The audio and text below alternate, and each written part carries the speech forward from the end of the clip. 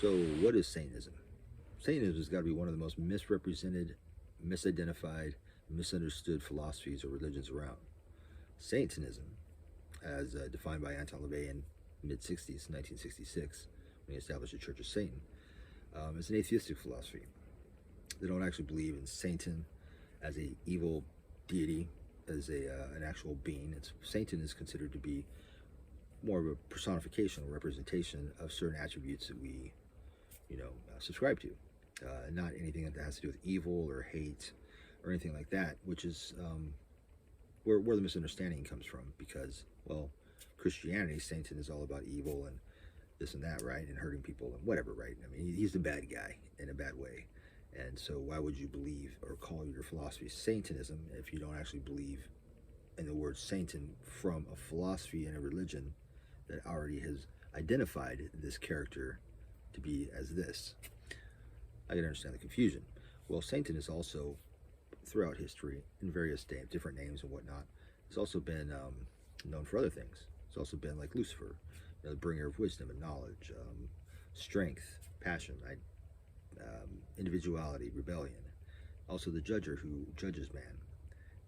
It's also, it's not just an image of evil. That's from a Christian standpoint and certain, biblical tales. But we tend to look at Satan as being more of a, misunderstood good guy. He's a fan of man, right? As Al Pacino would say. He's a bringer of knowledge. But again, we don't believe that Satan is actually real. It's just a personification to represent certain attributes that we subscribe to, which I just mentioned some. So the whole philosophy of Satan was completely misunderstood. Back in the 90s, during the Satanic Panic, everybody thought that Satanists were out killing babies and drinking blood and sacrificing cats, right? And putting razor blades in kids' Halloween candies and stupid shit like that, right? And then, of course, the FBI did a giant investigation in the early 90s and figured that there's no evidence to back any of these claims up. And the vast majority of these claims were perpetuated by churches, TV evangelists, people who were selling books, Hollywood media, and whatnot, because they made a lot of money off of it. Unfortunately, the Satanic Panic also ruined a lot of people's lives who got caught up under the wheel of those accusations. You had Richard Ramirez around the same time as the Night Stalker serial killer. Satanists became evil doers to be feared, which was meant to scare people into going back to church and to buying books and stupid shit and believing, going to see these movies, whatever, right? Ironically, it had this reverse effect on some of us, like myself. That actually was what attracted me to Satanism, because I heard these things and I heard these tales and I saw these talk shows and whatnot of these satanic ritual abuse victims and ex-Satanist blah blah blah priests, all that is utter bullshit. And but yeah, that's what attracted me to it. I was like, really? People actually do this shit? This sounds interesting. Let me check this out. So it had the reverse effect. But you see, at the time, when Satanism was invented and when it was packaged as a philosophy back in 1966, 1969, when the Satanic Bible came out, there was a need for that. It was a different time, so people needed something extreme. They needed that. They needed something to help break away. You look at the times in the 60s, the cultural upheaval, rebellion of the conservative 50s. People needed something in order to help liberate themselves from the repressive moral shackles of Christianity and other such religions, suppressive moral shackles.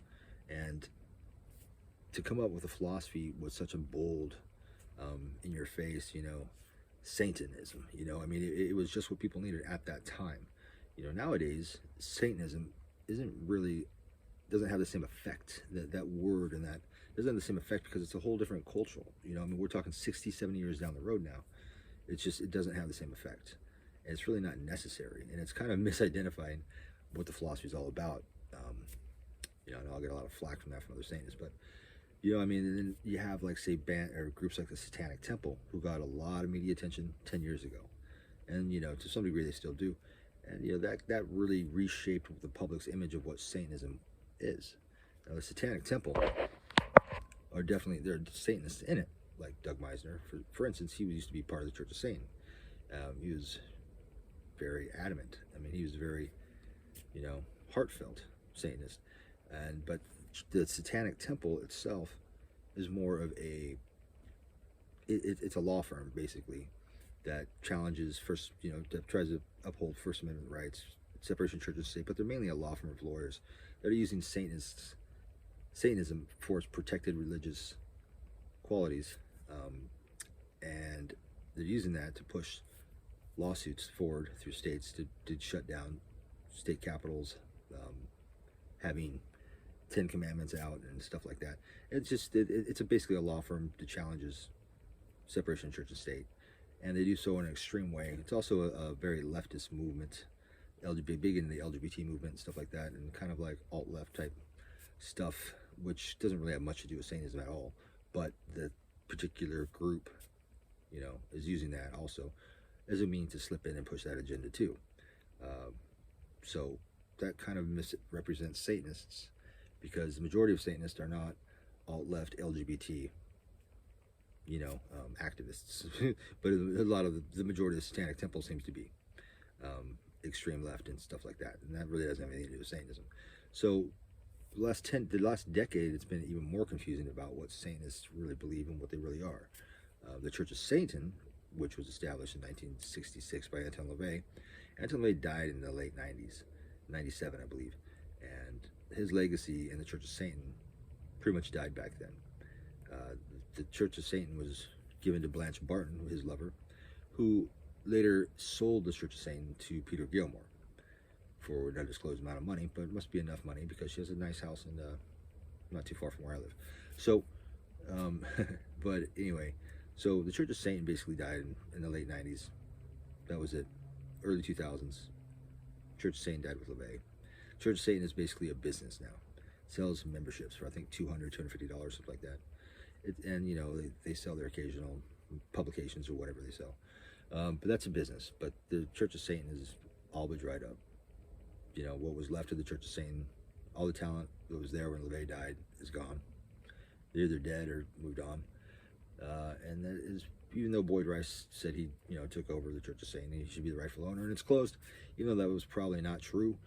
But what is true is the Church of Satan is defunct, and it should be closed, because there's really nothing left of it, except for people holding red cards, but that say they're members, or bought their reverend tags, or whatever. Either way. So now with the Satanic Temple in the limelight, the Church of Satan is even more obsolete.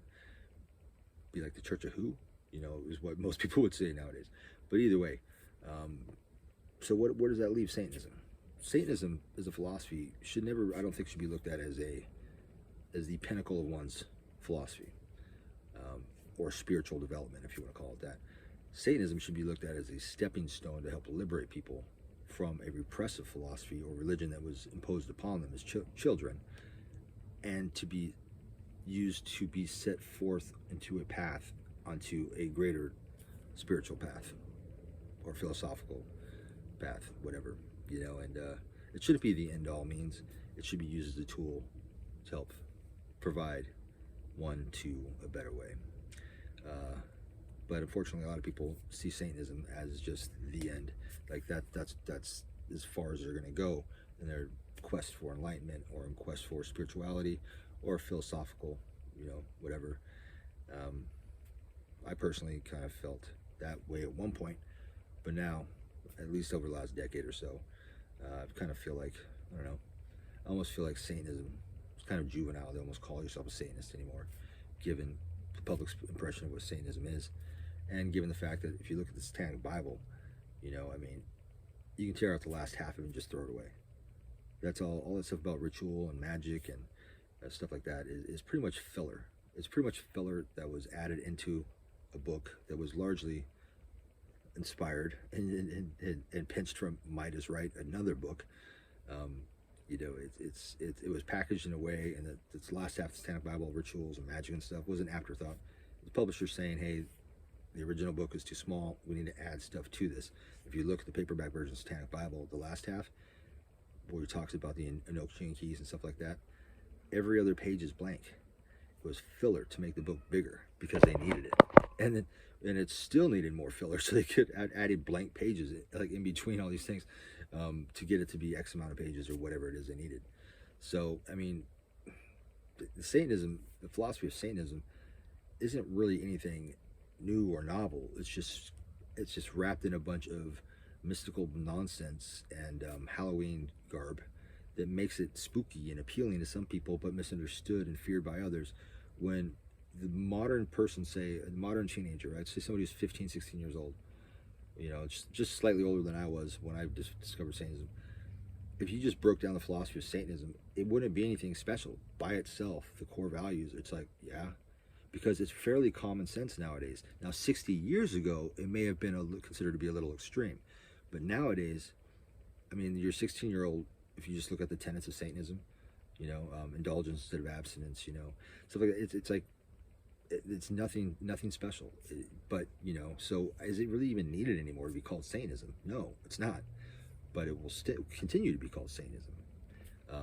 But Satanists are basically atheists in Halloween costumes.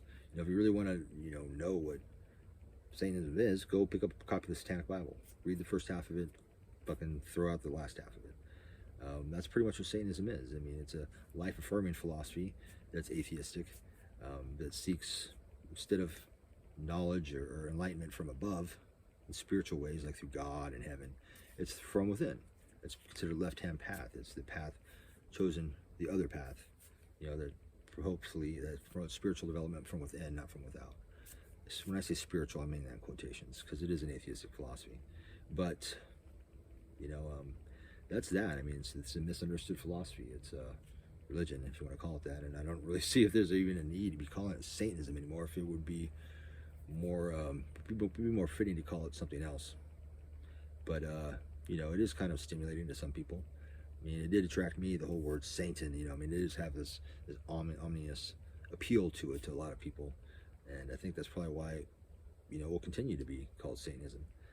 Although it really doesn't have anything to do with the devil or evil or what people would think the devil or Satan are all about. You know, and so there you go.